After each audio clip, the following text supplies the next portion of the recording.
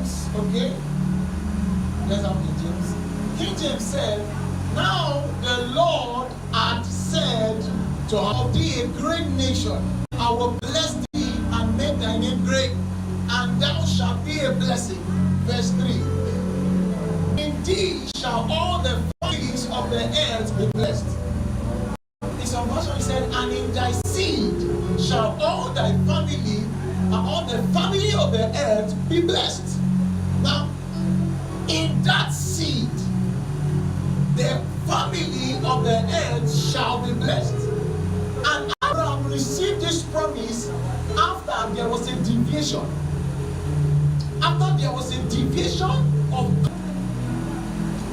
Is how God raised Abraham to be a disciple of him.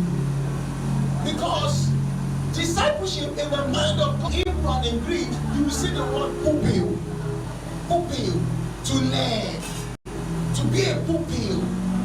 So the first concept in the mind of God about discipleship is not about you getting a discipler. It's about you understanding God's plan to raise us, to bring us up. About Abraham, as Abraham received the word from God, and the word was an instruction. The word was an instruction. Get thee. You see, the basis of our walk with God is that we know what He has said to us. What He has made our walk with God fruitful and profiting. When we receive the life of Christ, I'm saved. Father, I thank you. Yes, God is glad.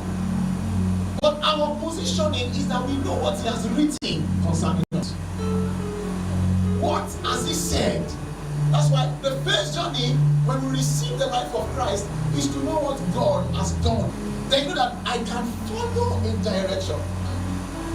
So when God called Abraham, He called him at 75, but he responded at 75.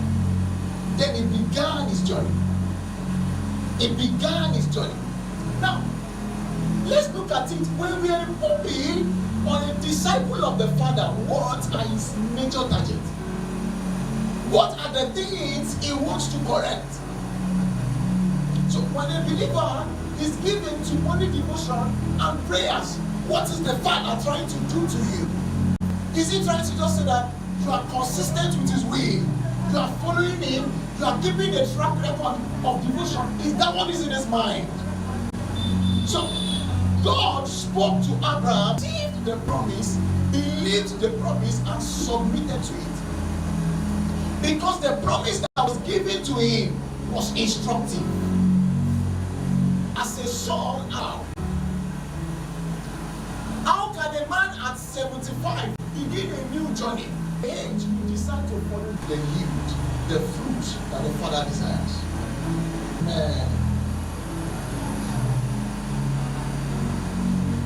Okay, sorry. Now, after God spoke to him, I said, let's pay attention to what God wanted to do to Abraham.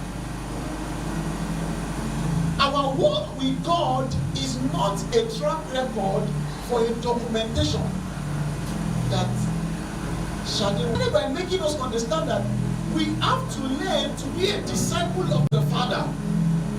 And in simple terms, a disciple means that you are a pupil. You are ready to learn. You are like a child. You are like a child. A child is open to whatsoever is given to him or her.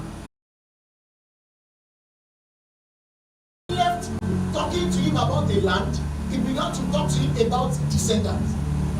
Now, when God is dealing with you as a pupil, He's dealing with you about a place you are going to, a direction, and He begins to deal with you based on your generation. As a son, as a daughter, you are not submitting to the Father to keep a record. You are submitting to Him for a reshaping of your future. Give negative things about your future. You'll be hearing this. If you have this past, you cannot have this. You suffer before some things are done. So in our submission to God, He wants to speak to us and direct us into the accurate future He expects us to find ourselves. So our submission as a target, God was dealing with Abraham first. He spoke to him about the land where he's going to. When he was around that place, he began to speak to him about the descendant. Let's move forward. After that, in 15 verse 1, he said, do not be afraid, I am your shield, exceedingly great reward. Note, Abraham had been waiting for the child.